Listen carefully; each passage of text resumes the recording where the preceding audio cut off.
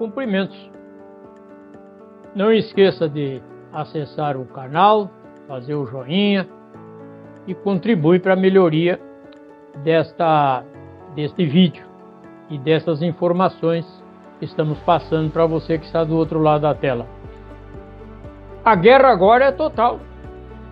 Sinto muito, mas aquelas perspectivas que se tinha desde o ano retrasado, o ano passado, agora estão se confirmando. É uma guerra aberta e não é no campo da diplomacia, lamentavelmente. As máquinas de guerra de todos os lados estão ativas, continuando, rasgando os céus com bombas. Ainda bem que não largaram a primeira bomba atômica. Mas a guerra agora, financeira, tecnológica, é total.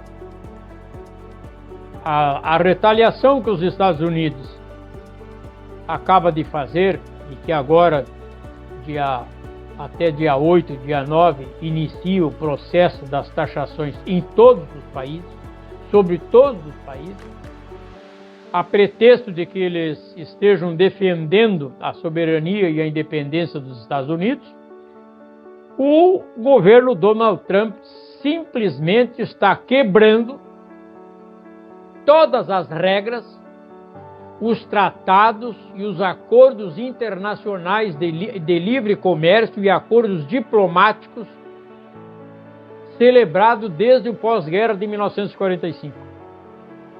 Sendo que nesse ano de 1945 foram criados o Banco Mundial e o Fundo Monetário Internacional. Não está valendo nada mais. Agora é jogo bruto. Os países que já receberam a comunicação da decisão do Trump via Congresso Nacional, preste atenção, via Congresso Nacional dos Estados Unidos, sobre as taxações dos produtos que os Estados Unidos compram, importam dos outros países. A retaliação seria retaliação.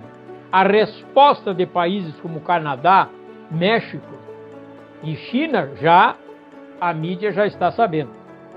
Passam a tributar duramente os produtos norte-americanos que eram vendidos para esses países. A Europa promete uma retaliação mais brutal. Não estão concorde com os Estados Unidos contra a política da OTAN, que é a Organização do Tratado Atlântico Norte, em relação à guerra Rússia e Ucrânia. Então há uma guerra, além de diplomática, além de financeira, além de econômica, é uma guerra de profundos interesses e de territórios. Do mundo todo. A mídia e as pessoas, os especialistas que analisam a geopolítica mundial, ainda não perceberam na realidade qual o objetivo do Donald Trump. Se é resolver de fato a economia norte-americana, que está colapsada, uma brutal recessão, queda do dólar em todas as bolsas, ou se há um outro objetivo escuso que não pode ser dito agora e que até esses analistas não revelam. Um objetivo perigoso, não se sabe qual, mas deve haver. A economia americana, evidentemente, que há um debate na sociedade norte-americana sobre isso. O Donald não está fazendo essas coisas sem dar motivação a algum debate interno na sociedade americana. Não. Os veteranos de guerra, que nos Estados Unidos hoje são 15 milhões de veteranos de guerra, há muitos anos não fazem parte da sociedade americana. É uma horda de veteranos estigmatizados pela sociedade e que já estão se movimentando contra os problemas de ordem econômica e social, porque eles não têm atendimento. Os governos, sucessivos governos, tanto democratas como republicanos, falharam com os veteranos de guerra. A assistência é mínima. Você sabe que a assistência norte-americana, o plano de saúde, não tem o SUS norte-americano. Não tem. Você tem algum problema, você tem que pagar. E aos olhos da cara. Se você sofre um acidente, você paga o resto da vida. Esse é o problema da sociedade norte-americana. Então, a China respondeu com retaliação. O Brasil está, surpreendentemente, não é surpreendentemente, vamos mudar a palavra para evitar má interpretação. A diplomacia brasileira, ela sempre se destacou no mundo todo pela sua habilidade e a sua competência. O que está fazendo o Brasil? O Brasil está fazendo, como a China também está fazendo consultas e reclamação diante o Fundo Internacional de Comércio. É uma entidade que organiza e regulamenta e decide sobre eventuais reclamações no comércio mundial, na troca, na venda e compra de mercadorias internacionais. É esse organismo, a OMC, Organização Mundial de Comércio. Bateu nessa organização. Nós não estamos contentes porque os Estados Unidos taxou em 10% todas as nossas mercadorias. E é um problema gravíssimo isso aí. Muito bem. A China, a mesma coisa. Se o Brasil, nessas próximas semanas, perder essa questão, o Brasil passa a ter, então, a condição moral e técnica de retaliar. Poderá, então, esgotados os meios suasórios, os meios de convencimento para um acerto, uma composição alfandegária, tributária, financeira com os Estados Unidos. Esgotado isso aí, o Brasil pode daí também taxar todas as mercadorias. Mas, a par disso aí, tem algumas declarações por exemplo, o senador Chris Murphy, dos Estados Unidos.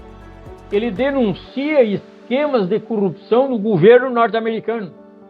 Os meme coins foram criados com benefícios a empresas de petróleo que apoiaram na campanha de Trump.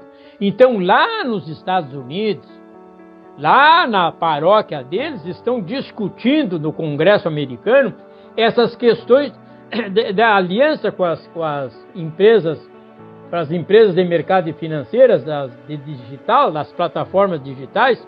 Como é que se aproximaram agora de um governo do porte econômico e poderoso como o governo americano, esse tipo de empresas, como também com base exatamente nessa nova aliança que está inquietando o mundo, a plataforma digital com um governo como o norte-americano, esse senador denunciou esquema de corrupção. E por que ele chegou nessa conclusão?